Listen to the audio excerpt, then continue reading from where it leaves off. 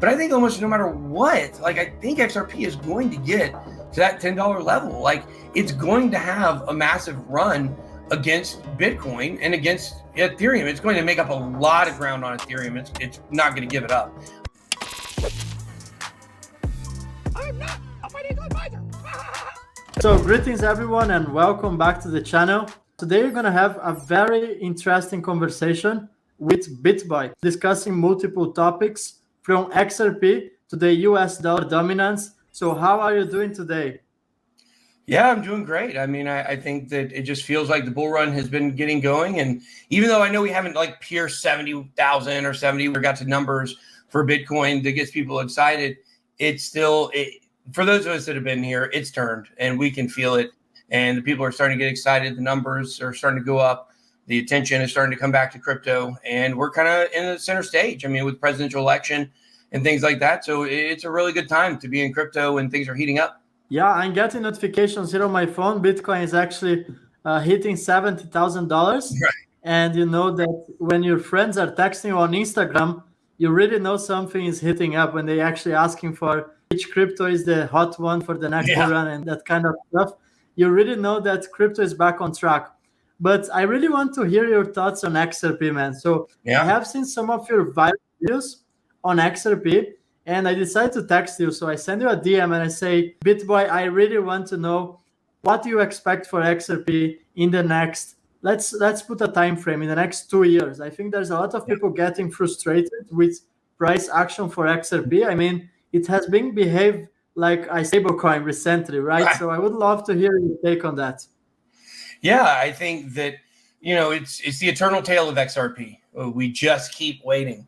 However, you know, if you look at something like Cardano, like if you really look at Cardano versus XRP, it is really just a beautiful tale because, you know, you have Cardano, ADA, the token, of course, that they started out with such high expectations. And, you know, Charles said from 2017 that they were going to build this great thing. And, you know, they built it and apparently it's not that great. Nobody likes it. Nobody wants to use it. And so you look at the Cardano price action, the ADA price action, you say, oh, it's stalled out, man. You know, it probably had its best run behind it.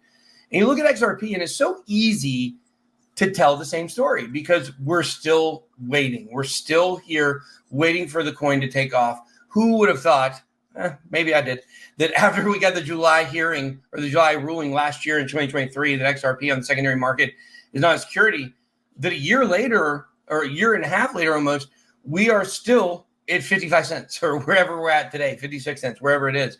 And, you know, we're down below the price spike, well below the price spike from 50 cents to $1 that XRP experienced, you know, right there at that moment. I knew it was going to come back down. I considered it was going to 2 to 3X, it exactly 2X, came back down to earth. And then it was a struggle. You see, the thing is it's the liquidity of the bull run that's going to cause XRP to move. It's always needed a fresh influx of capital. And when you look at the last bull run, it's obvious. We didn't get it because of the SEC case. It's obvious. It was the first major SEC case. And now you see when SEC goes after other people like Uniswap, coin doesn't even get hurt that much because we've already seen when the big boys, when they want to go after the big boys have big lawyers and they can defend themselves. And it's all a game of enforcement action money is really what it boils down to. And I think that when you look at the, you know, potential for XRP in the next 3 years, you have to really look back at the case because that's what determines the future. And let's be clear here. The case is over. It's over. It doesn't matter if there's an appeal. Stuart Alderody, the CLO, he already said, it doesn't matter if there's appeal. They've already ruled it's not a security. The only thing that is up for debate is money. They're just arguing over money. And why? Because Ripple came in at 10 million and the SEC settled, I think, 125 million, right? Is where they ended up maybe. At first, they were claiming $1 billion. And XRP don't want to pay $125 million. And also, the SEC wants more than $125 million. They asked for $1 billion. So, you know, I think that that's really what this is all about. And I think you look back at the SEC case, it was destined to be what it became. And I think over the last year, what's really become apparent to me is that this whole SEC thing was a joke. Like, I mean, joke is not really the right word. It had to happen, right?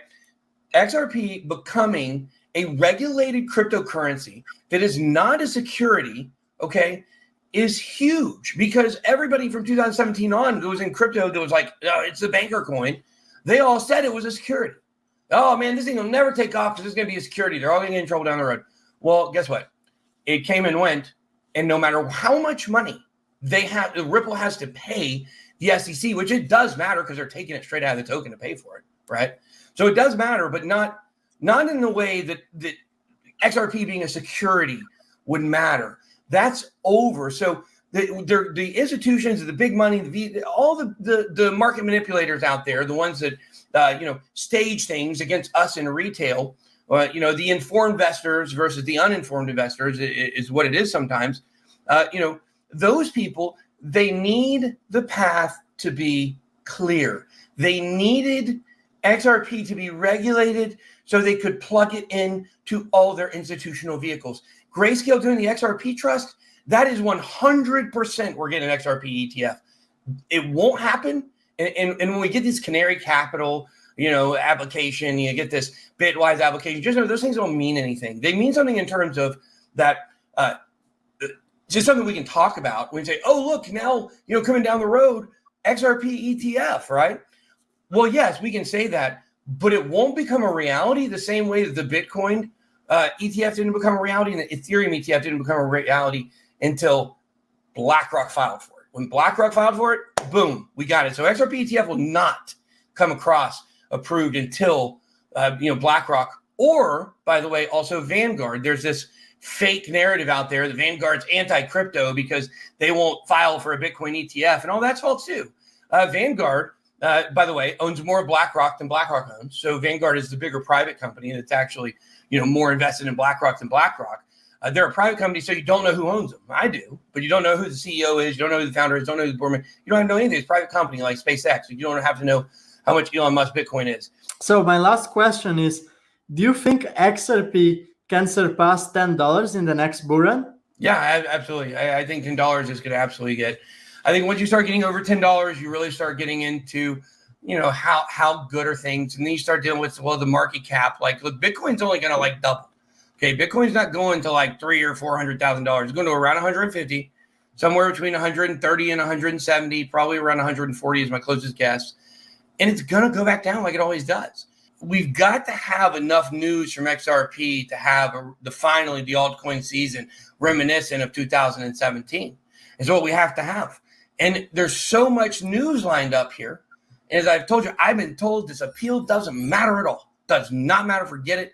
It's actually just good news for XRP because it keeps it in the news if they ever have stories. Okay. So because it's going to, continue to, be in the news, I think that certainly as we move towards the IPO and we move towards an ETF, we may not get the ETF in this bull run. That's the pipe dream scenario. I think it is possible. It's more than a small chance, but I wouldn't say it's a done deal that we will get it approved and enacted in the next year, right? Everything's got to look normal. We got an Ethereum one. I don't know. We'll see. Maybe at the peak of the bull run, this may be the peak. The XRP ETF could be the peak, and then it launches and it does terrible, and that's the beginning of the bear market. Like that could be it. That could be towards, January of 2026 or, December of they probably wouldn't launch in December. That just doesn't end a good time to launch things. Maybe November 2025, something like that. But people shouldn't count on that.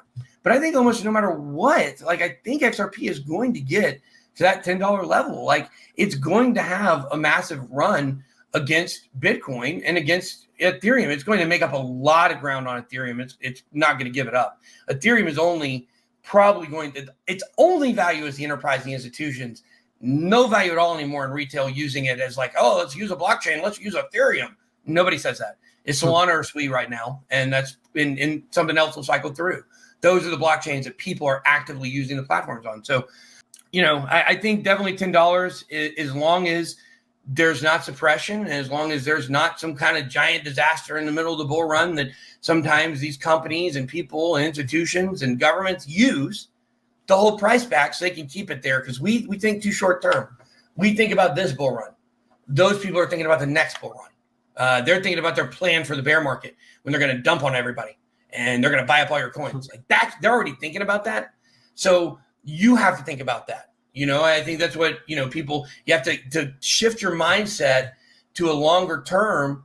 And really, that's how you get successful in crypto. It's been a win-win ever since, I know ever since I got in. I've constantly chosen the short term. And man, if I just kept the Bitcoin I bought originally, I'd be richer than I ever was. So. Yeah, sometimes you outperform yourself by just sitting and waiting and having patience, right? And a lot of the greatest moves in crypto that I pulled myself was just by waiting. Sometimes you lose patience, you try to trade, increase your positions, and you see your friends that were just sitting and holding. And most of the times they outperform the ones that are trying to move too much, Yeah. I think that's a great take. And just to let you know, when XRP hits $10, I'm throwing a huge yachting party. And that's going to be in Greece, in Mykonos, so you are invited for the guest list. All right, sweet. Let's do it.